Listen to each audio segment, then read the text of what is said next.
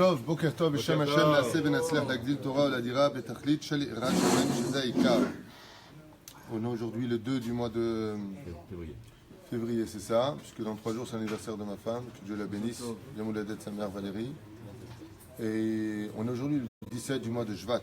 Chaim Tovim Shalom, n'oubliez pas ceux qui n'ont pas encore fait Birkat Elevana, parce que c'était Meunan, pourront continuer à le faire à Val sans bénédiction. On remerciera Sarah Waknin, Bezrat Hashem, Ilan Nabet Ayakar, Vechen, Aaron Greiser. On embrasse très fort de Paris, on lui souhaite Bezrat Hashem, Zibou Gagoun, Briou Tetana, Rikhut Yamim, Varakol Ira Parnash, Bezrat Hashem Rat Shamaim, Parnassa Beshfa. Et une belle alia pour tous les juifs, Bezrat Hashem. Vikarov, vive la Géoula, qui est si proche.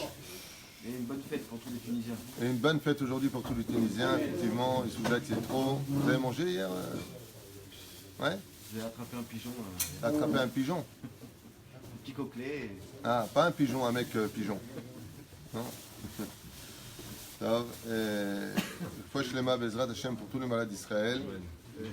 בלי יוצא מן הכלל ובכללם את שם הטוב מורתימי הקדושה והטהורה שרה טליה בת אפרת מרים, חיה בת מרים היקרה בעזרת השם, דוד חיים בן נועה, ז'ואנה יפה בת שמש, זיו בן מגי, votre petit fils אריה בן ציפורה, זיו בן מגי, זיו בן מגי, זה לעילוי נשמת חיים חיה בת עידה. Sarah Messaouda Bat Simcha. C'est pour une fois Shlema?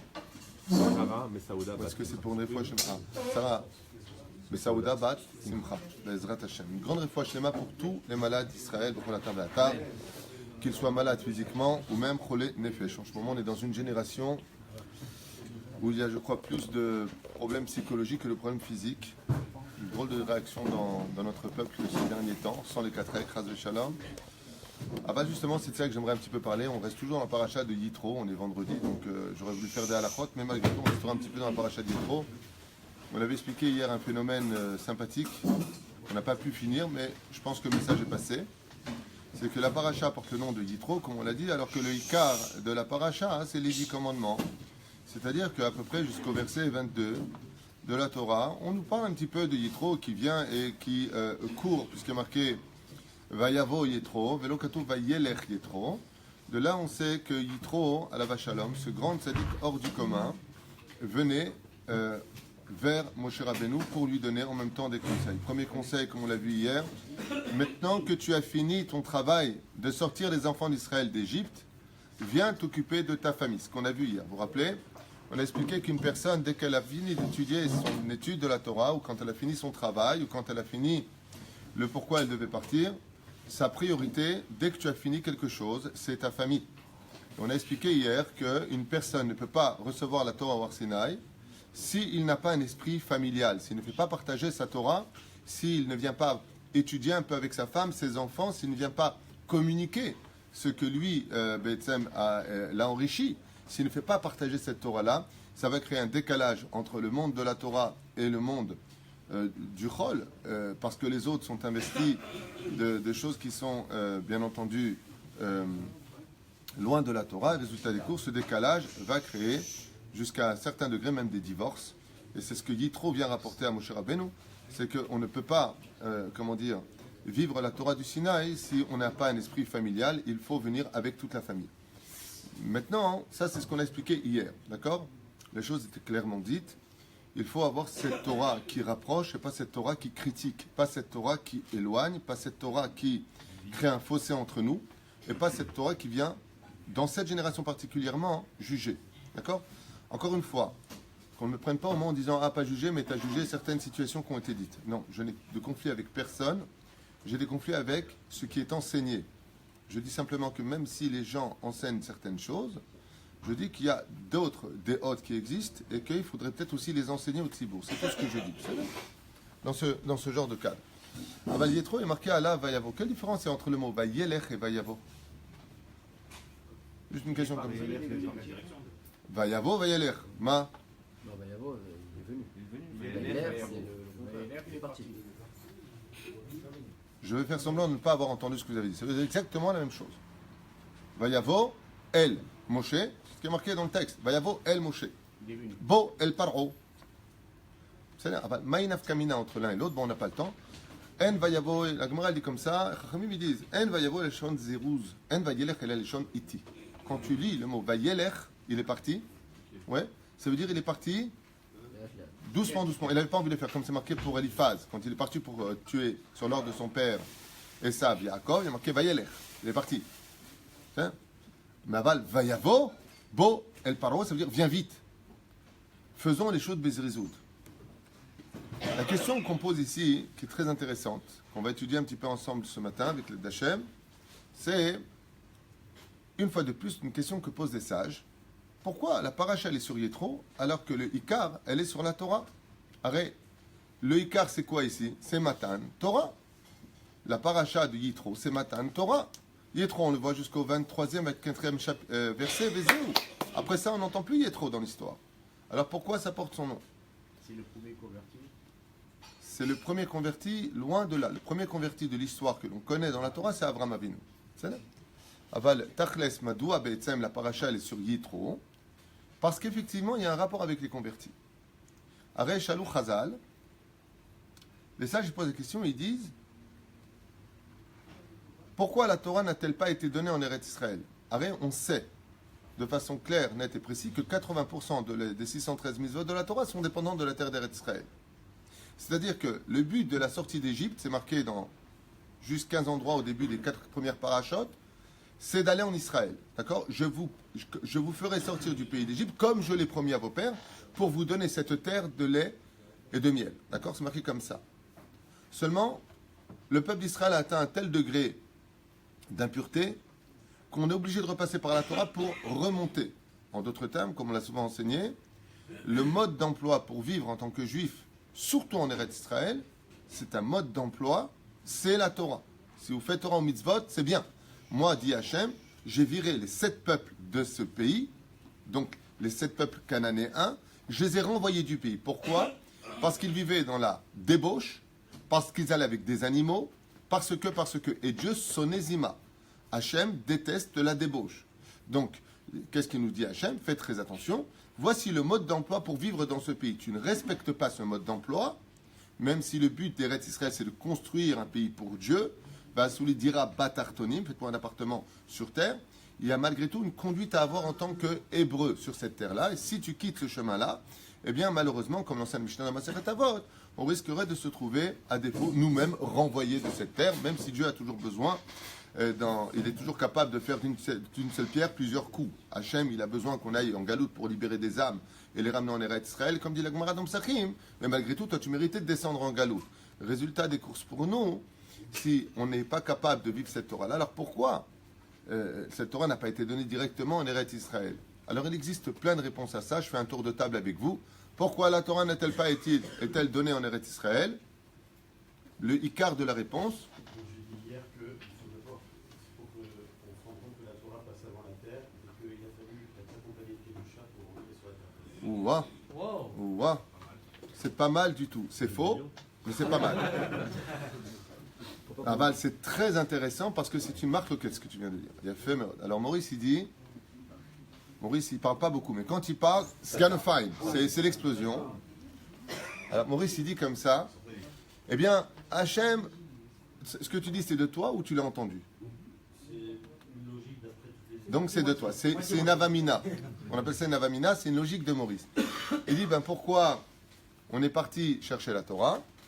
Pour que l'homme comprenne qu'il n'y a pas plus important au monde que la Torah, et seulement après on ira en Eretz Israël. Alors déjà on a un problème avec ce que tu dis pour la simple et bonne raison, c'est que c'est marqué nulle part dans la Torah qu'on devait sortir chercher la Torah. Par contre, ce qui est marqué constamment dans la Torah, c'est qu'on doit aller en Eretz Israël. Donc si, juste un instant, si le but c'est Eretz Israël, la Torah devient le moyen. Comprends bien dans le texte. C'est-à-dire, alors pour répondre à ta question, parce que ça vaut quand même le coup d'y répondre, je vais quand même répondre à ta question, parce que c'est quand même intéressant, c'est que, effectivement, il y en a qui disent comme toi, et ils sont contredits. Alors, Techef, Bamed, Varim, Amourim, de quoi est-ce qu'on parle? Je vais y répondre très brièvement.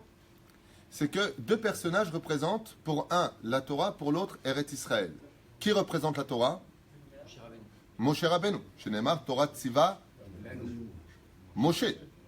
C'est ça. Donc qui représente la Torah? Moshe Rabbeinu. Et qui représente Eretz Israël?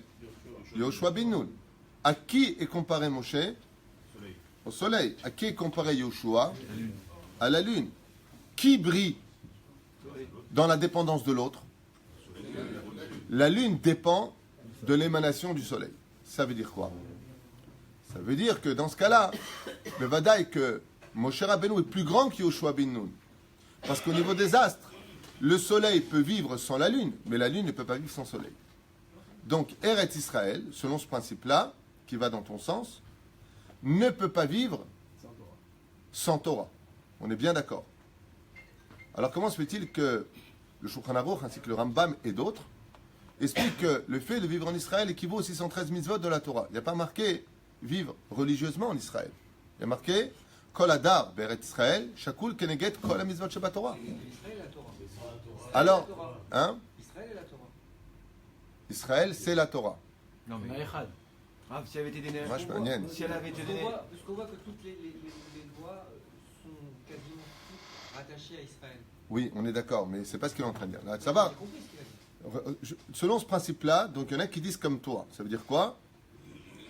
Et d'ailleurs, sur ce principe de base, il y en a qui vont te dire, si je risquerais de mettre ma Torah en danger, parce qu'effectivement, il y a plus de 150 ans en arrière, ou 100 ans en arrière, même 60 ans en arrière, en Eretz Israël, il y avait des lions, il n'y avait pas de maison pour vivre, il n'y avait pas de route, il n'y avait pas de possibilité de vivre sa Torah de façon facile. Aujourd'hui, grâce à Dieu, on a plus de facilité à vivre sa Torah en Israël que partout dans n'importe quel pays. Donc, il est évident que le Troumat Hadeshen ne faisait pas allusion à un pays comme le nôtre aujourd'hui où la Torah se vit comme on le vit tous ici grâce à Dieu. Même des villes entières vivent la Torah avec une très bonne éducation pour nos enfants, même s'il y a des hauts et des bas un peu partout. Mais il y en a aussi en France, même peut-être plus en France qu'ici à Bâle. Ce que je veux simplement expliquer, c'est que si je pars de ce principe-là, Azatat Sodek, Moshe c'est la Torah et Yoshua c'est Eretz Israël. Seulement il y en a d'autres qui viennent expliquer, ils disent oh, tu te calmes, couché, tu te calmes. Reprends la Torah si tu veux la reprendre depuis le début pour cette Tahana. Quand Dieu il a créé les deux luminaires dans le 4e jour, comment il les a créés? Chavé, ça veut dire que la lune et le soleil étaient brillants et indépendants tous les deux. Ça veut dire que Eretz Israël, c'est-à-dire que l'astre de Yoshua bin Nun, qui était la lune, elle était un soleil. Et après, le soleil est resté soleil. Qu'est-ce qu'a fait l'astre de Yoshua bin Nun? Il a dit, c'est pas logique qu'on pose une couronne sur deux têtes. On ne peut pas être deux dirigeants dans la lumière. Dieu lui a dit quoi? Il lui a dit, puisque tu as donné une logique de pensée, alors rétrécis-toi. Donc la lune n'est autre que la conséquence d'une réflexion d'elle-même, où Eretz Israël a dit, par rapport à la Torah, je me fais plus petite. Mais qu'est-ce que Dieu a répondu? Qu'est-ce que nous dit la Gemara à propos de ce qu'a fait Hachem? C'est bien ou c'est un khatat? C'est une faute? La Gemara estime que Hachem a fauté. C'est pour ça qu'on apporte un korban khatat, l'Hachem. On apporte un korban de réparation pour Dieu. Pourquoi? Parce que la lune a eu raison. Alors pourquoi tu l'as dit de se rendre petite? Il a dit Hachem, je préfère qu'on apporte un korban pour moi, mais qu'on s'en tienne là. Donc, Hachem, si maintenant on revient sur le principe, disent les Chachamim, au fait de dire que si le soleil c'est la Torah et que Eretz Israël c'est la lune, Al Tishkach, n'oublie pas que la lune c'était un soleil, mais qu'elle a eu l'humilité de s'effacer par rapport à la Torah. Et Hachem, on lui considère cela jusqu'à aujourd'hui comme une erreur. Mashma Mikan, que la Torah et Eretz Israël sont shavim. Maintenant, on comprend pourquoi l'Alacha a fixé que celui qui vit en Israël équivaut toute la Torah. C'est Zé Peroucha d'abord. La reine M Teko. Meazumitamid. M Teko. Ça veut dire quoi Teko? Le Rambam a fixé qu'il est préférable de vivre en Eretz Israël parmi des Ovda, Vodazara qu'une Keila Yehoudit Bechutz Laaretz. C'est non nachon. Faire attention à ça. Mais Forash, je peux t'apporter des références qui disent que Bichlal, Yaakov, en venant de Chutz Laaretz, pourquoi il a eu peur de Esav, Shuba, Misrut, Eretz Israël. Et il lui dit, Lavan Garti, j'ai vécu avec Lavan, j'ai fait 613 mitzvot de la Torah. Mais la reine, il y a ici quelque chose, donc pour la réflexion que vous avez dit, pourquoi Davka, la Torah n'a-t-elle pas été donnée en Eretz Israël? Toi, tu dis, pour dire que la Torah passe avant Eretz Israël. Là, on a un bug, je te dis franchement, moi j'aime bien une étude droite. Faut pas être, j'ai pas de préjugés ou de principes à moi que je veux imposer. J'ai pas cette Torah-là. Moi, si on me dit que je me trompe et qu'on me montre que je me trompe, j'embrasse la personne. Je n'aime pas avoir raison. Aval, De l'autre côté, c'est vrai que quand tu regardes les références de Din Vecheshbon qu'un homme donnera Le'atid Lavo, je te dis franchement, dans la Gemara en tout cas, il n'y a pas marqué, c'est-à-dire que quand tu regardes le principe de la Torah, eh bien, tu as le bon samaritain. C'est-à-dire quand un homme décède, la Gemara lui dira, Kavata etim la Torah, donne-moi tes heures d'études. Tu as attendu, tu as été droit dans tes affaires. Est-ce que tu as été un bon jeune homme? Tu as été droit, tu n'as pas arnaqué les gens, tu n'as pas fait de mal à autrui? Ouais. Tu as attendu tous les jours la libération? Tu piles pas le tabac Torah? Est-ce que tu as étudié la Kabbale? Est-ce que tu On reste quand même dans le monde religieux. C'est-à-dire que les Chachamim, dans la Gemara, il n'y a pas plus fort que la Gemara, vous le savez. Là-bas, on ne peut pas contredire la Gemara, comme disait souvent mon Rav au Kollel. Gemara, c'est Kodesh Kodashim. Pas d'un Midrash, je ne peux pas contredire une Gemara. Gemara, c'est Gemara. C'est-à-dire, eh ben, il n'y a pas une fois là-bas, est-ce que tu as vécu en Israël? C'est-à-dire, on ne voit pas ce din vechishbon d'être donné. Par contre, les Chachamim, eux, le disent. Par exemple, le Rabbi Lubavitch, il y a une vidéo qui m'a été envoyée d'une personne qui est venue le voir en lui disant, est-ce que je dois vivre ou pas en Israël? Il a répondu dans la vidéo, c'était enregistré, tout celui qui peut monter en Israël et qui ne le fait pas rendra des comptes. Dougma. Le Rav Kook, pareil. Et d'autres, beaucoup d'autres. Et qui encore, eh bien en réalité, le Shulchan Aruch lui-même. Léolam, Adam, Yadour, Beret Israël. Donc à tout jamais, un homme devra vivre en Eretz Israël. C'est une obligation de vivre en Israël. Contre toute attente. C'est-à-dire, tout le monde se base selon Troumat Hadeshen. À l'époque du Troumat Hadeshen, il y avait des lions, il y avait des léopards, il y avait des brigands, il n'y avait pas de maison, il n'y avait pas tout ça. Justement, si la Torah était dans le désert, c'est bon, se nettoyer avant d'entrer en Israël. Oh, ça me plaît. Ça me plaît. Ça, c'est beau. Voilà. Voilà, Maurice, maintenant, il commence à s'élever. On sent que c'est ton Shabbat, Maurice. Un Algérien, tu vois comment tu rentres. Hein, c'est Oudaxi trop. Tu vois les Tunisiens, comment ils influencent ce positif. Il a fait Méhod. Alors, Maurice, maintenant, il donne une autre idée. J'ai beaucoup aimé cette idée. C'est qu'avant de rentrer en Eretz Israël, il fallait d'abord se nettoyer et se construire. Il manque quelque chose quand même. Et pourquoi? Il y a un remède qui est fait sur ce qu'il vient de dire, c'est extraordinaire. Allô, c'est dissipé là. Takshiv Etev, il a fait Méhod. C'est qu'avant de se marier, il y a marqué dans la Mishnah de Masechet Avot, 22e Mishnah, 5e chapitre, Ben Shmona Israël Achoupa, Ben Isrim Lirdof. On doit se marier. Mais avant de se marier, il faut se construire. Et pour se construire, il faut étudier la Torah. Maran Aravadia Yosef Zatzal, il dit qu'un homme peut se reculer son mariage. Ça veut dire que si maintenant il est en âge de se marier, mais qu'il estime qu'il n'a pas assez de Torah en lui, il a le droit de reculer. Ça veut dire de tarder à se marier, d'arriver jusqu'à 23 ans, 24 ans s'il le faut, parce qu'il veut finir le chasse. Parce qu'il veut être certain de construire une bonne maison en Israël, d'avoir la maturité, car le mariage, vous savez que c'est de l'art, on ne peut pas se marier parce qu'on s'aime seulement, il faut être construit moralement, mentalement, il faut être apte à savoir comment réagir face aux beaux-parents, à son épouse, l'éducation des enfants. C'est pas un tsrok le mariage, c'est pas de la blague un mariage, c'est pas on s'aime, viens on se kiffe, sur une étoile ou sur un oreiller, ça c'est bon pour les chanteurs. La reine, effectivement, il y a une éducation qui est donnée.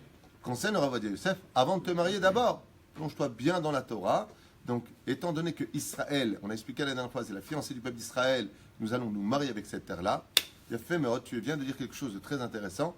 D'abord, construis-toi par la Torah pour savoir comment vivre en Eretz Israël, puisque le Beth Amikdash, toutes les lois qu'on verra dans le livre de Vaïkra, est attaché complètement à Eretz Israël, du début jusqu'à sa fin, ainsi que toute la Torah elle-même, qui se vit partout, à part quelques lois, comme la mise des Tfilin, comme la Brit Mila, comme le Shabbat, qui sont appelés Hot, et elles se vivent partout, comme toutes les autres mitzvot. Mais je rappelle que la Gemara nous dit pourquoi on fait les mitzvot en Chutz La'aretz, pour ne pas oublier Eretz Israël. Juste comme ça, un petit détail à rappeler à l'occasion. Top.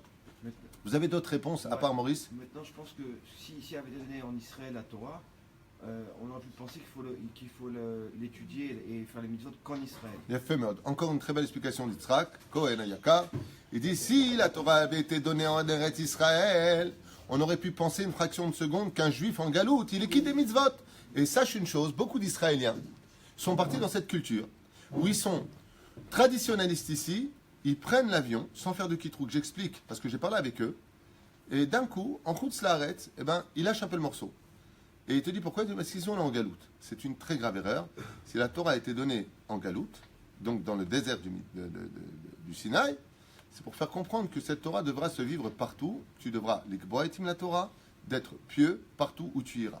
Même si, encore une fois, je le dis et je le répète, le ikar de la Torah, c'est d'être vécu en Eretz Israël et le Shum Safek, selon tous les poskim pratiquement, à part Rabbi Yol de Satmar, par exemple, et d'autres. Il y en a très peu. Aval, selon la grande majorité des poskim, c'est ici que se vit la Torah, même si en Chutz Laaretz, comme c'est marqué là-bas, vous voyez que Tosafot, je ne me rappelle plus parce que j'avais étudié ça, il dit, oui, Tuilin, il dit, de peur que tu dises un jour, mais c'est quoi cette corne qu'ils ont sur la tête? Ça veut dire que les mitzvot sont là pour te rappeler constamment, n'oublie pas Israël. C'est pour ça que le point de rencontre qui correspond au schéma, Shaharit, Mincha, Ve'arvit, c'est les initiales, tu tombes vers Jérusalem. C'est pour ça que quand tu te maries en galoute comme en Israël,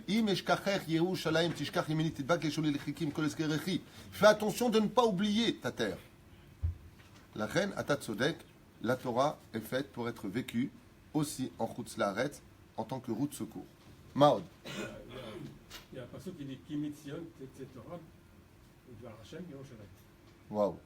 Alors toi, une fois de plus, toi tu me casses les pieds parce que chaque fois tu m'emmènes dans tes réflexions à faire... Ce que tu viens de dire, c'est un cours pour lui-même, c'est parce que dans l'absolu, Atat Sodek, tu sais ce que ça veut dire ce verset-là? Tu comprends de quoi est-ce qu'on parle? Normalement, c'est à Jérusalem. Kimitzion, Titze Torah, Dvar Hashem, Yerushalayim. C'est marqué dans les prophètes, ok? Mais qu'est-ce que ça veut dire? Je veux dire ça en deux mots. En réalité des réalités, depuis la création du monde, la Torah aurait dû être donnée à Jérusalem et jamais ailleurs. Mais il s'est passé quelque chose.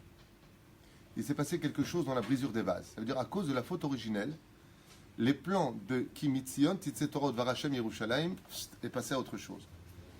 Les prophètes disent que c'est aussi pour la fin des temps. Ça veut dire qu'à la fin des temps, le Sinaï disparaîtra complètement et que la Torah sera non pas renouvelée, mais réexpliquée à un degré beaucoup plus élevé de Tzion. C'est-à-dire, il y en a qui disent que de là, on apprendra que les lois viendront d'abord du Beth Amikdash. C'est-à-dire que si un autre Sanhedrin serait créé ou un Beddin ailleurs, face à Jérusalem, qui Mitzion Titze Torah d'Arachim Yerushalayim. Il y a plein d'explications à cela. Mais une explication que j'ai lue, qui je te dis, ça c'est un sujet pour lui-même, c'est qu'en réalité des réalités, la Torah aurait dû être placée, elle aurait dû sortir de Jérusalem. Mais qu'est-ce qu'a fait Hachem? À cause de la brisure des vases, à cause des étincelles qui se sont éparpillées dans le monde, il a pris la montagne de Jérusalem, il a cassé en deux, il a pris le Pisga après la Kedat Yitzhak, il a pris le Pisga, le mont, et il l'a déposé dans le désert du Sinaï. Ce qui fait que, c'est pour ça que Jérusalem est entourée de 7 collines, comme je vous l'avais montré une fois par un satellite qui a été pris par les Américains, par la NASA, les 7 collines de Jérusalem forment les lettres de Yud, Kevavke et Shaddai. Je l'ai sur moi, si vous voulez, je vous montrerai après, vous pouvez le voir. J'étais au bureau de... J'étais à Jérusalem la dernière fois à la Rabbanout des conversions. Vous savez qu'il y a le bureau des conversions. Et donc, comme j'étais parti prendre la Théouda pour convertir ici, à Ashdod, là-bas, ils ont un cadre de ce plan. Et je l'ai pris avec mon appareil en photo. C'est impressionnant de voir ça. Et ça ferme les 7 collines de Jérusalem. Yud Kevavke. C'est magnifique à voir. Je vous montrerai tout à l'heure après le cours, quoique j'avais déjà montré une fois en vidéo. Quoi qu'il advienne, Zeperoucha Davar, il y a fait Meod. Aski de Nachon. Mais ça n'a pas pu être le cas à cause justement d'une des raisons pour laquelle la paracha porte le nom de Yitro. Ça veut dire que si la Torah a été donnée en galoute, encore une dernière réaction de votre part avant que je commence. Non, toi tu as déjà parlé. C'est pas idiot ce que tu viens de dire. C'est pas idiot. Ça va que le jour de Yitro, hein? C'est pas idiot ce qu'il vient de dire. Qui devait donner la Torah? Seul Moshe devait donner la Torah. Même la Gemara, elle nous dit Loulé, l'onitna Torah, il y a des Moshe, Aïtan Internet, elle y a des Ezra à Sofer. On nous dit effectivement, le seul qui aurait pu nous donner la Torah à part Moshe Rabbeinu, c'était Ezra. Comme ça, il y a une réaction. Avaloré Akadosh nous dit nul n'est indispensable sauf une personne. Il y a une personne qui est indispensable, qui n'aurait jamais pu être remplacée, c'est Moshe Rabbeinu. Et Moshe ne pouvait pas rentrer en Israël pour plein de raisons qu'on verra à la paracha de Beit Hanan, si vous voulez. Aval Keikaran, c'est Moshe qui devait donner cette Torah. Moshe ne pouvait pas rentrer en Israël, on ne pouvait pas donner la Torah, donc en Israël. Il a fait Meod, réaction Meod Modiafa. Parce que c'était un peu le cours d'hier, c'était très bien. Et il y a une chose aussi, si on était entré en Israël sans la Torah, on se serait dispersé, peut-être qu'on ne serait pas venu jusqu'à là, on était dans le désert, on était groupés, on était unis. On ne pouvait pas aller à droite, à gauche. Mais on va faire Non, reste sur ce que tu as dit avant. Ouais, tu aurais dû partir juste avant. Ouais. Ça, c'est comme les grands joueurs. C'est bon. Rabotai, encore une réaction. Allez, vas-y, David. La manitna Torah bechutz laaretz. Bon, il y a plein d'autres explications qu'on avait déjà vues ensemble. Je vous les donne tout de suite. Comme ça, ce soir, vous aurez de quoi parler aussi à table, quoi que vous n'ayez pas besoin de moi, juste dans le cas où vous avez envie d'en parler. Eh bien, tout simplement parce que s'il avait donné en Eretz Israël, s'il y a une chose que Dieu veut plus que tout au monde en Eretz Israël, c'est la hardoute du peuple. La chose la plus difficile de toutes les mitzvot de la Torah, c'est la hardoute. Parce que quand nos ennemis nous laissent tranquilles, nous avons le don, nous, enfants d'Israël, de s'auto-manger les uns les autres. On a un don comme ça de se grignoter un petit peu les uns les autres, ceci étant des fois avec justice, des fois avec injustice. Mais on attend souvent du juif en disant, c'est-à-dire que les juifs commettent un peu l'erreur de confondre les affaires avec t'es un juif. Tu vois ce que je veux dire? On ne va pas se faire du mal entre juifs, mais quand il y a des contrats qui sont faits, il y a des choses qui sont faites, ben, un contrat c'est un contrat. Donc voilà, on commet un peu cette erreur et on a du mal, c'est pas une blague, on a du mal à dissocier, si vous voulez, le côté familial du peuple d'Israël avec le côté professionnel. C'est très compliqué. C'est pour ça que la halakha nous a ordonné que même quand tu prêtes de l'argent à ton frère, tellement elle a peur du manque de hardout, tu fais un contrat, ton frère, ton père, il te demande de l'argent, ton fils te demande de l'argent, la halakha nous dit tu ne peux pas lui donner comme ça. Tu prends des témoins, tu prends un contrat, tu dis je te prête tel jour, tu me rends quand l'argent? Tel jour, tu fais signer des témoins, Habib, c'est halakha. Pourquoi? Il dit pourquoi? Il dit parce qu'à cause de ce côté de on est tous juifs, on est tous frères, quand il y a des problèmes d'oseille, il n'y a plus de frères et plus de juifs. La reine, fais ce qu'il faut faire. Sois clair dans tes mots avant de parler. Pourquoi? Parce que ça va mener à une scission. Et quand il y a une scission, ça ne le fait pas. S'il avait donné la Torah en Eretz Israël, sur quel territoire il aurait donné? Celui de Réhouven, le Bechor? Celui d'Yehuda, le roi? Celui de Binyamin, le préféré? Sur qui? Non, là vous dites Yerushalayim parce que il y a le Beth Amikdash qui est construit sur le territoire de Yehuda et Binyamin. Ok? Avant cela, s'il avait donné la Torah sur ce territoire de qui normalement? Qui aurait dû lever la main et dire sur moi? La Torah elle vient sur mon territoire. Qui aurait dit ça? Mais non. Non. Bevada Issachar. Et pourquoi Issachar? Qui est le garant de l'étude de la Torah? Qui aujourd'hui sont représentés par les Avrechim? C'est la tribu d'Issachar. Et Issachar, c'est Yesh Sachar, Yesh Li Sachar. Moi, je suis le garant, j'étudie la Torah toute la journée, c'est Issachar. Il est Avrech Issachar. Et Zvouloun Ouais. a dit c'est moi qui paye. Et Zvouloun aurait dit, hey, pourquoi tu donnes la Torah là-bas? Alors il y a marqué d'abord Zvouloun, après Issachar. Donc Zvouloun aurait dit, tu donnes la Torah sur mon territoire. Et qu'est-ce qu'auraient dit les autres? Ok, alors, puisque ça recommence avec la tunique de Yaakov, qui préfère donner la Torah ou sa tunique à l'autre, ça va créer de la haine. Donc Hachem, il a dit, Habibi. Ça me rappelle une fois ma mère, que Dieu la bénisse, il y a très très longtemps, je ne sais même pas si elle se rappellera de ça. On avait vu un ballon à Belleville. J'avais demandé à ma mère de me l'acheter. Et ma mère, elle m'a dit non. Je lui ai dit, pourquoi tu ne m'achètes pas, maman? Elle m'a dit, parce que si j'achète un à toi, il faut que j'achète à Moshe, à Sami, à Pascal. Moi, je viens avec un ballon. Quand tu achètes, il faut que tu donnes à tout le monde. Alors, je préfère ne pas acheter. C'est ce qu'il dit Hachem. Je préfère ne pas donner la Torah en Eretz Israël, parce que si je donne la Torah en Eretz Israël, il faut que je la donne sur 12 territoires. Que chacun ait son truc, sinon on restera. Ça va devenir, et pourquoi tu l'as donné à lui et pas à moi? Donc, pour éviter la haine, Dieu l'a donné en Chutzlaret. Maintenant, revenons à notre question. Les gars, Azman, de commencer ce chiour. Juste comme ça, une petite parenthèse, j'aime bien, moi, taquiner un petit peu avec le Tzibour, pour voir un peu vos réactions. S'il y a des questions, on fait des Hagav. Chaque fois, les gens me disent, on pose des questions, mais personne ne vous les transmet. Vous avez le droit de me transmettre les questions des participants. Le but, c'est un cours en direct, c'est fait pour ça. Quoi qu'il advienne, Arshav Takshivu. La Torah a été essentiellement donnée en Chutzlaret, parce que justement, la paracha du don de la Torah, c'est la paracha de Yitro. Et Yitro est un converti. Ça veut dire que la Torah a été donnée en Chutzlaret pour que les gens comprennent que la Torah, et contre toute attente, n'est pas nationale mais universelle. Ça veut dire que si elle avait été donnée sur le territoire d'Israël, ça aurait voulu dire que les nations du monde n'ont pas de part dans cette Torah. Alors que dans la Gemara de Avodah Zarah d'Av Gimel Amud Aleph, on sait qu'un goy, selon Rabbi Meir, qui étudie la Torah écrite, est du même niveau qu'un Kohen Gadol qui sert dans le Beth Amikdash. Mashma Miken, que les goïms aussi ont une part dans notre Torah. Ils peuvent venir prendre une part dans notre Torah. C'est là. Seulement, la paracha vient nous dire Yitro. Yitro, selon la loi juive, en aucun cas n'aurait pu se convertir dans ces conditions. Lama. Kilo megayerim gerim bishat atzlachat Israël. Il y a marqué comme ça, bishat romemut Israël. Par exemple, à l'époque du roi Salomon, on ne pouvait pas recevoir des goïms pour se convertir. Quand viendra le Mashiach, on ne pourra pas recevoir des goïms pour se convertir. Dès qu'il se dévoile, Piketbou, c'est moi, Nigmar. Pourquoi? Parce que quand il y a la gloire d'Israël, il ne peut pas y avoir de conversion. À l'époque du roi Salomon, il n'y avait pas de guerre.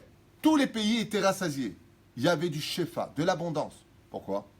Parce que le roi Salomon, Shalem, Shlomo, c'est vient du mot Shlemut. Il a apporté le règne et la paix dans tous les pays. C'est facile de devenir juif. Toutes les nations du monde venaient se prosterner devant le roi Salomon. Oh, celui qui était juif à cette époque, il n'y avait pas d'antisémitisme. Il était respecté. dans une époque où tout brille pour Israël, l'homme kablim gerim, lama, parce que ta conversion, elle n'est pas les Shem Shamaim. Ta conversion, elle n'est pas faite dans un temps où c'est difficile. La reine Yitro, on a un problème avec lui. Et la Torah vient nous donner une réponse. Dans le texte lui-même. Vaishma Yitro, Kohen Midian, Choten Moshe. Kohen Midian.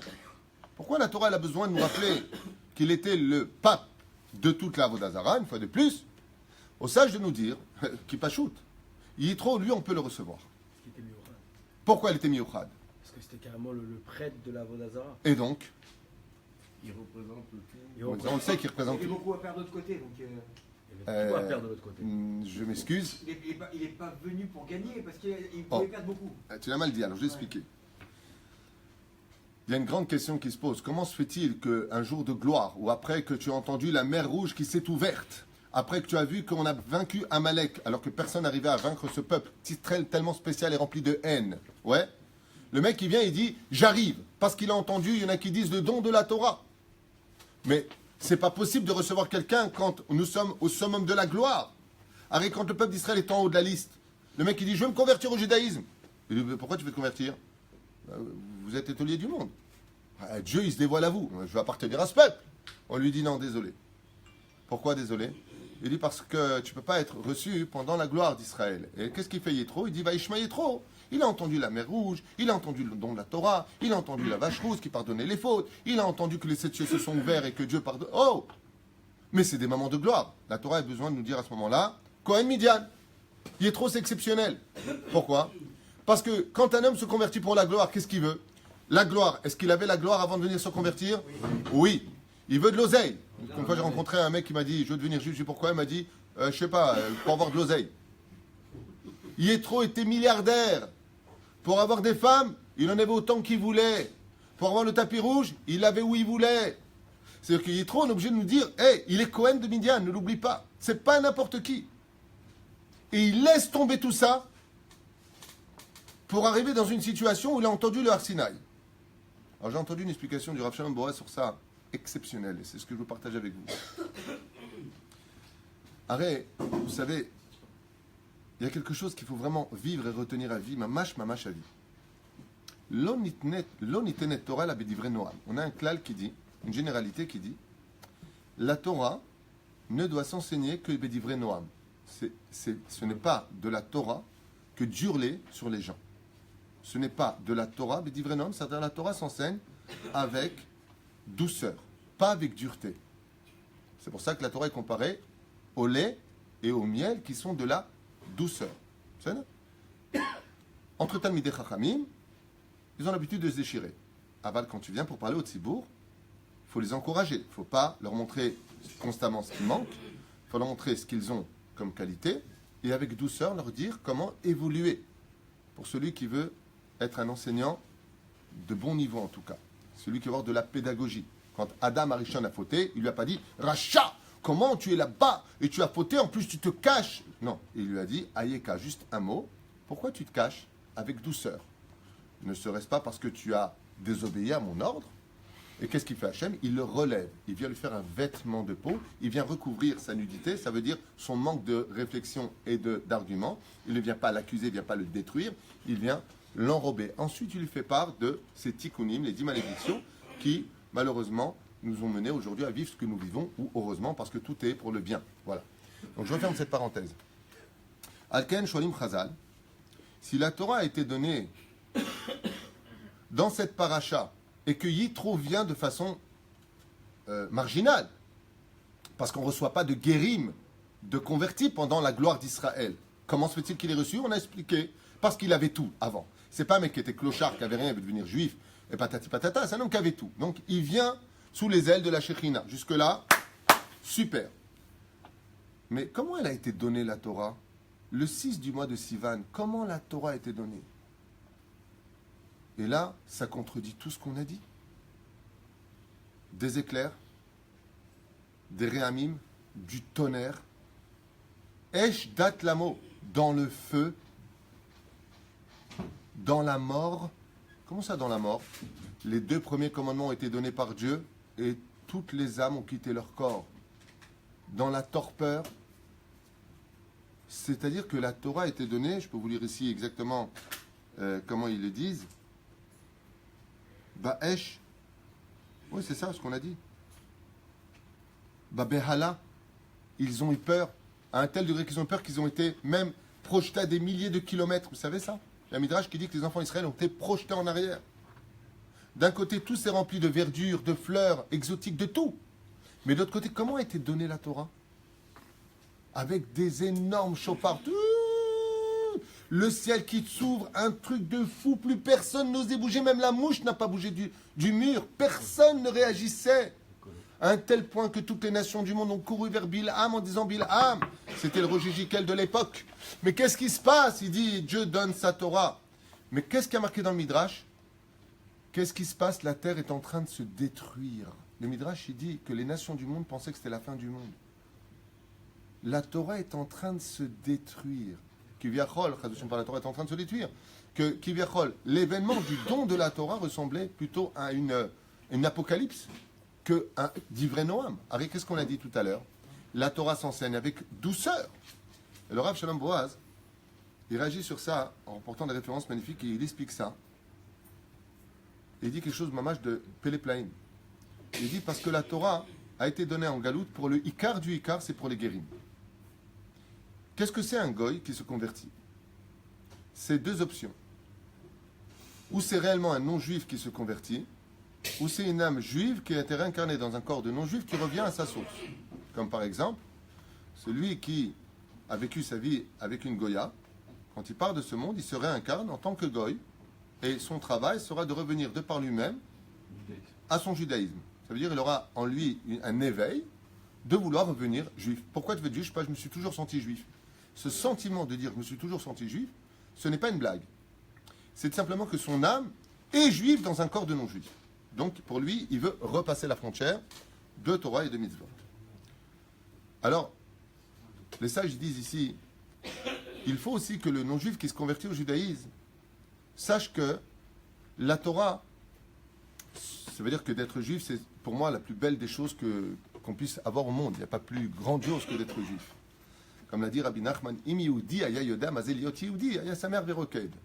Kama mer beisrim shana. Si un juif savait la vraie valeur de ce que veut dire être juif, simplement juif, même sans mitzvot, juif, takles, ouais, il ne serait rien d'autre qu'heureux et danserait pendant 120 ans de vie. Lama, pourquoi tu es heureux? Pourquoi tu danses? Je suis juif. Salomon, je suis juif. Tu te rends compte? Ani Yehudi. C'est un srout d'être juif. Seulement, voilà ce qu'il dit. Alken nitna Torah ba'esh, leodia, shekol mi shemitkarev la yahadut.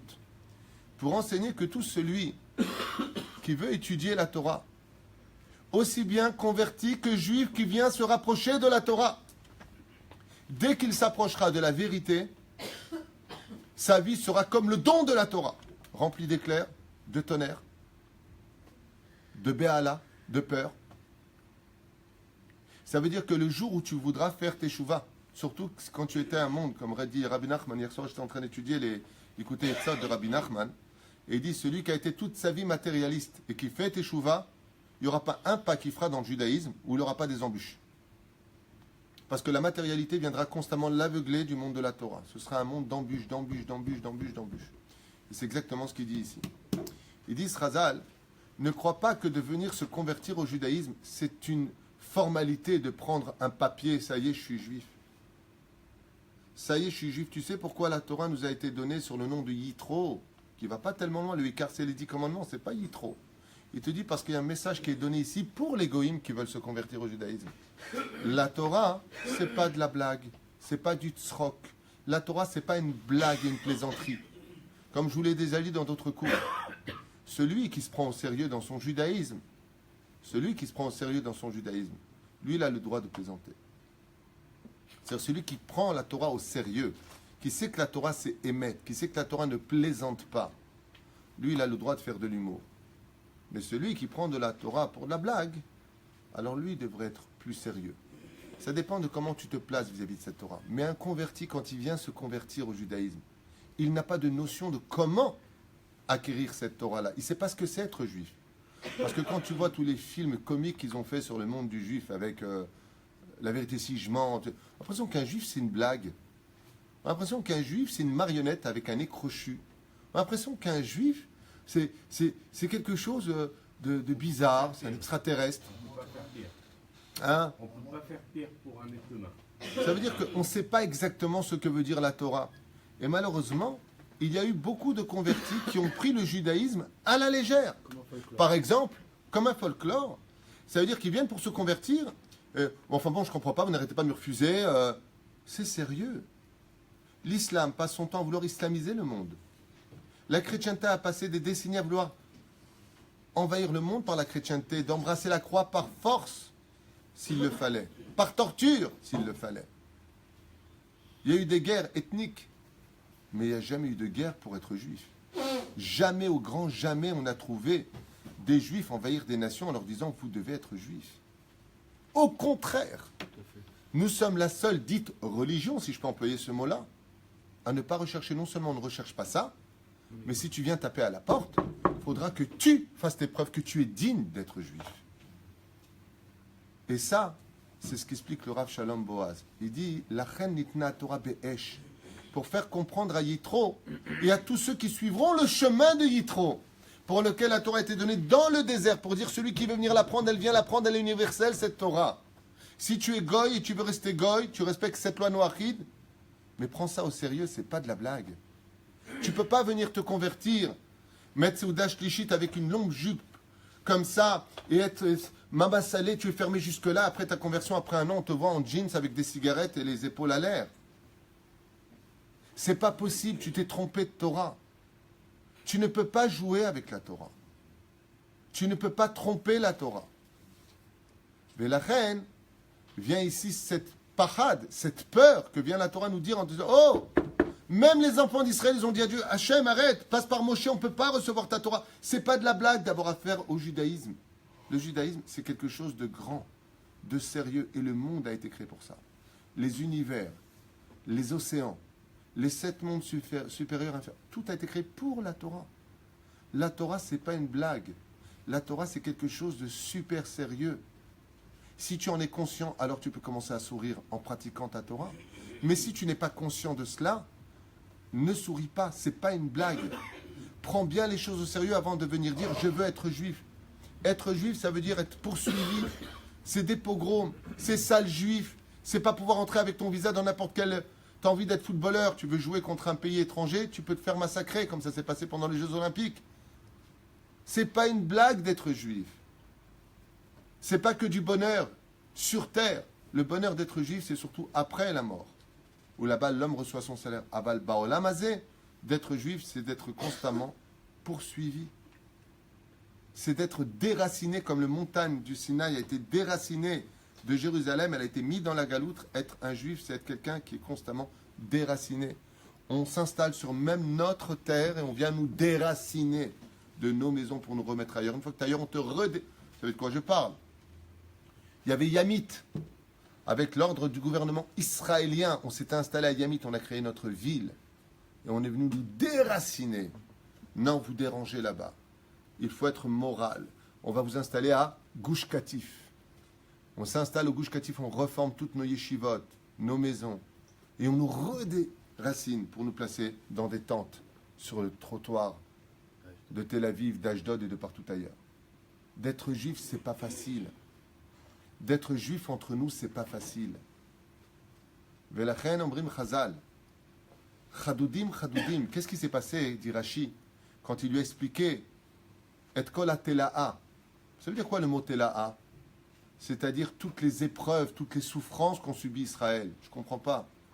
Si Yitro, il a entendu ce qui s'est passé en Égypte, la mer Rouge et Amalek, pourquoi est-ce que Moshe a-t-il besoin de lui donner des détails sur la tela'a? Tela'a, c'est des choses négatives, ce n'est pas des choses positives.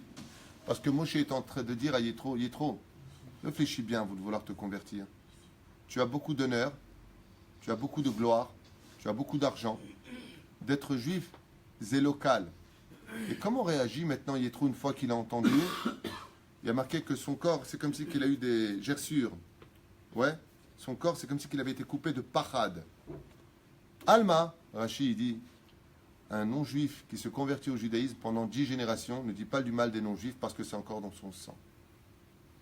Comme ça dit Rashi sur place. Ça veut dire qu'un converti, jusqu'à la 10e génération, il a encore en lui de la compassion pour les nations de laquelle il est venu. Ça veut dire qu'il faut faire attention quand tu viens prendre la Torah, que tu sois juif ou que tu sois non-juif.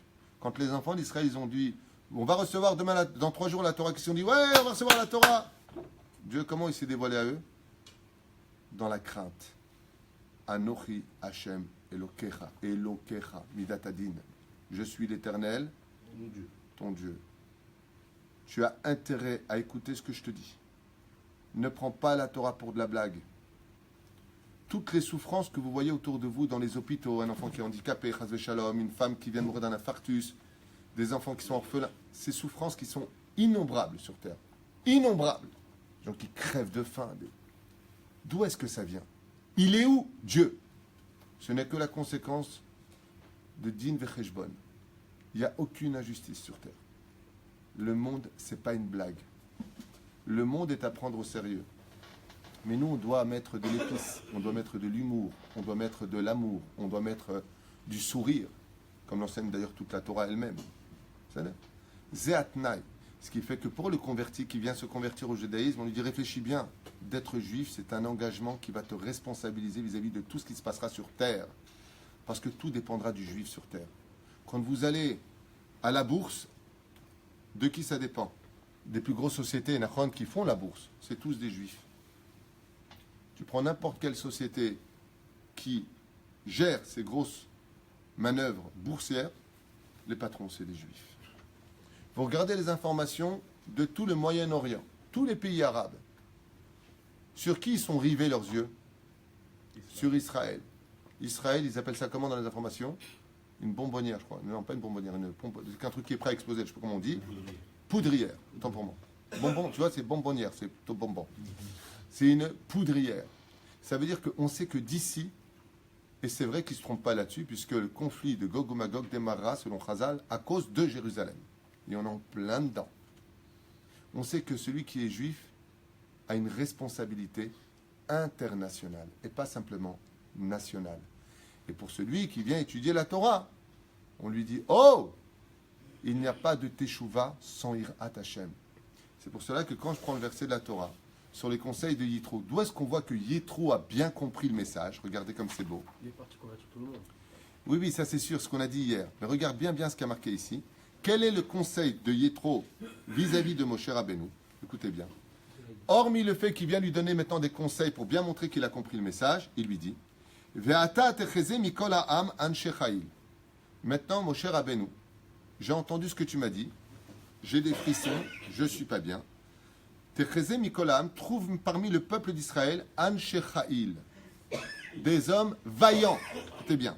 Yir Elokim, c'est les mots de Yitro. Des gens qui craignent Dieu. Hachem, quand il a entendu ça, il a dit Hoppa, parachat Yitro. Yir Elokim. Yitro, il dit à Moshe, j'ai très bien compris ce que veut dire se convertir.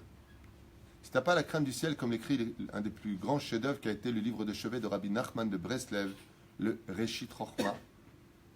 Comme ça dit le Rabbi Nachman dans Chayim Oharan, que son livre de chevet, quand il a commencé à vraiment se renforcer, c'est grâce à Reshit Rochma. Velachen, c'est marqué dans Chayim Oharan. Il dit Anshe Chayil, des hommes vaillants. Yir Elokim. Besam talem sare alafim, sare me'od, besare asarot. Et tu mettras sur eux des inspecteurs, en d'autres termes, d'autres personnes. Pourquoi? Il dit parce qu'il ne peut pas y avoir de réussite dans le judaïsme si tu n'as pas quelqu'un qui te surveille. Si les rabbanim n'ont pas eux-mêmes des rabbanim, pour être certain que ce qui déblatère soit correspondant à la volonté d'Hachem, tu peux être certain que ça ne le fera pas. Il ne faut pas simplement que les gens aient de la irat Hachem, de la crainte du ciel. Il faut que eux-mêmes, et tu mettras sur eux d'autres rabbanim. Malheureusement, on est dans une génération, au même quand tu dis à une personne, dis-moi, tiens un rab, oui, tiens un rab. Mais les gens ils font ce qu'ils veulent. Ils changent de kippa s'ils veulent, ils ont posé la question au rab, je ne sais pas. Ils ont un rab, mais c'est un titre. Un rab, Rabotai, Tekshivu Etev. Comme Yitro avait un rab. Qui était son rab? Torah Tzivalanu Moshe, Morasha Kilat Yaakov. Medaber ito. Aval avoir un Rav, ça veut dire que si je dois m'orienter, Ani Tsarich Da'at Torah. Moi, avec tout le blanc que j'ai sous le menton, je ne fais pas un pas sans appeler le Ravari. Téléphone le vendredi, Ma Alayla Asot. J'ai même eu une fois une discussion avec Stéphane Fitoussi, Yosef Fitoussi Ayakar, Hashem Shurech Hayeu, ou Bechol Mishparto, Bechol Asherlo Bezrat Hashem. Une discussion avec lui à propos d'un sujet qu'on avait eu ensemble, l'homme échané. Et je lui avais donné mon opinion par rapport à ce sujet-là, qui n'est pas mon opinion personnelle. Comme je lui ai dit, moi, j'en ai rien à faire. Il y a ou il n'y a pas, ça ne me touche pas personnellement. Je m'en fiche, moi, Ishit, je ne suis pas touché. Mais je lui dis, Da Torah Zelotov.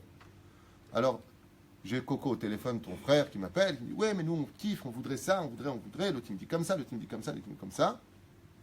Et contre toute attente, je sors mon portable sur le trottoir, ici présent, et je mets le haut-parleur, et je parle avec le Rav Ari Garbian un vendredi matin.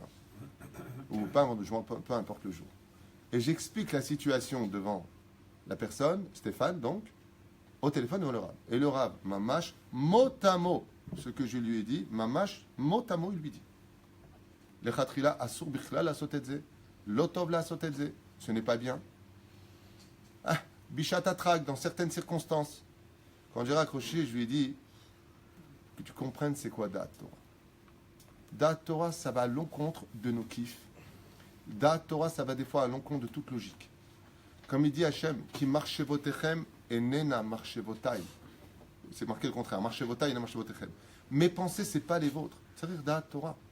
Est-ce que c'est bien ce qu'on fait? Est-ce que c'est bien d'évoluer? Est-ce que c'est bien de faire ceci ou cela?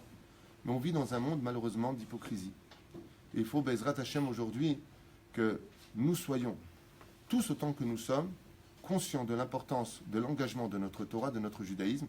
Et effectivement, quand on met les pieds dans la Torah, c'est un chamboulement. Où autour de nous, on se dit, mais attends, le monde se détruit. Quand tu fais tchouva aujourd'hui, d'ailleurs, tu entends ça de plus en plus, malheureusement, au téléphone. Depuis que j'ai fait tchouva, c'est très dur. Depuis que j'ai fait tchouva, ça n'a plus dans ma famille. Depuis que j'ai fait tchouva, je ne parle plus à mes copains. Depuis que j'ai fait tchouva... Il dit ici, il y a effectivement un tremblement de terre quand tu t'approches de la Torah.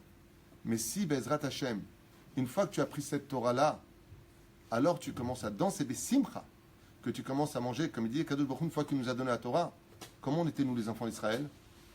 Smechim ad meod meod. Parce qu'en réalité, la crainte du ciel, et je finirai avec ça, comme dit le Rav Shalom Boaz, il dit, pourquoi Hashem il a pris Ark et Gigit? D'un côté, nous attention, si vous ne respectez pas ma Torah, vous ne la voulez pas, ce sera, vous, quoi? Je vous enterre ici vivant. C'est grave de dire une chose pareille. Il dit, mais en réalité, Hachem, il a préparé la choupa. Ça veut dire que c'est un peu comme l'histoire du mariage. Il y a beaucoup de gens qui veulent se marier parce que, ah, soit Torah, t'es trop belle. Tu connais ce côté, je peux plus vivre sans toi. Juste, tu peux enregistrer ces moments-là. Juste avant le divorce, tu dirais, retour, play. Juste avant le divorce. Non, ce serait génial. You are the sunshine of my life. Yes. Yeah. Tu es l'amour de ma vie. Le soleil. Ouais, je dis ce que je veux, c'est moi le rap. Ouais, sunshine, c'est le soleil, tu as raison. Bekitur Velaïnian, si les gens ils étaient conscients du mariage, eh bien, et qu'ils vivaient le mariage, ils sauront que le mariage avec la Torah, c'est la même chose. Khatan Torah. Vous savez pourquoi il y a le Shabbat Khatan du Khatan? Il explique comme ça, il dit, c'est très simple. Parce que l'engagement que tu as vis-à-vis de ta femme, tu t'occupes pas d'elle, tu la prends pour une rigolote, tu ne lui parles pas, tu lui donnes pas l'amour dont elle a besoin. Qu'est-ce qu'elle fait? Elle va le chercher ailleurs. La Torah, tu viens pas t'occuper d'elle. Elle ira chercher qui va s'occuper d'elle ailleurs. La Torah est fixée, c'est à toi de venir vers elle. C'est pour ça qu'il y a marqué Oev Shalom verodev Shalom. Oev et abriot umkorvan la Torah. La Torah ne descend pas vers l'homme, c'est à toi de monter vers elle. C'est à toi d'acquérir cette Torah-là. Si tu veux savoir comment vivre ta Torah, écoutez bien, je finirai avec cette phrase. Vous savez quel est le problème des couples dans la vie? Parce qu'on a parlé de Yitro, qui est l'homme justement du couple, l'homme de la famille, l'homme qui a compris que la Torah ne devait pas appartenir à une personne de la famille qui est le chef de famille ou la maîtresse de maison. La Torah appartient à toute une famille. La Torah doit s'investir dans les enfants, dans les petits-enfants, dans tout le monde, 3 générations minimum. Milshon Even, Even, c'est Av Ben Nechet, qui veut dire père, fils et petit-fils. La réponse est très simple. L'erreur que commettent les couples, c'est de baser tout leur avenir sur l'amour qu'ils se portent l'un à l'autre. Alors qu'avant le mariage, dans quelle situation ils étaient? Ils étaient dans la peur de se perdre.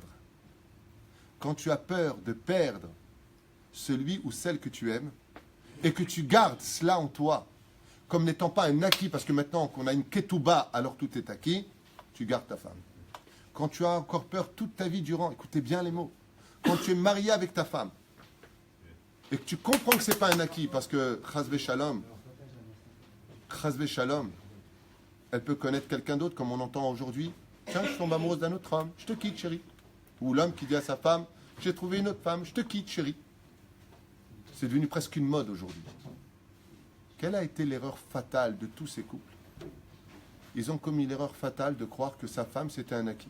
Avec un, bon allez, reviens, t'es lourde, on va pas se quitter. Mais des fois, c'est pas un homme qui te prend ta femme, ou une femme qui te prend ton homme. C'est une mauvaise nouvelle.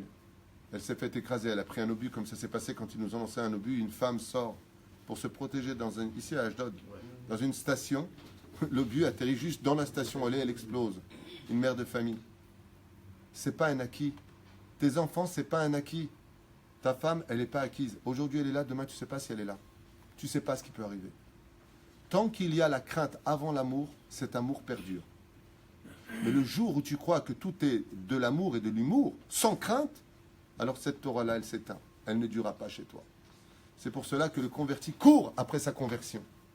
Mais s'il veut rester dans la Torah après sa conversion, il a intérêt à Vayavo, il est trop.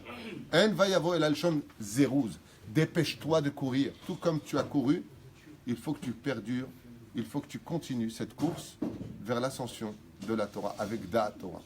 La Reine Bezrat Hashem, on se remplit tous de l'exemple de Yitro, qui a parfaitement compris une chose essentielle, c'est que la Torah n'est pas acquise si tu ne cours pas derrière tous les jours. Et que dans ce monde, tu ne peux pas avoir de réussite spirituelle si tu n'es pas un homme vaillant avec une crainte du ciel et un rave pour te diriger. Kol Tuv et Shabbat Shalom. Shabbat Shalom, Chazak, Baruch.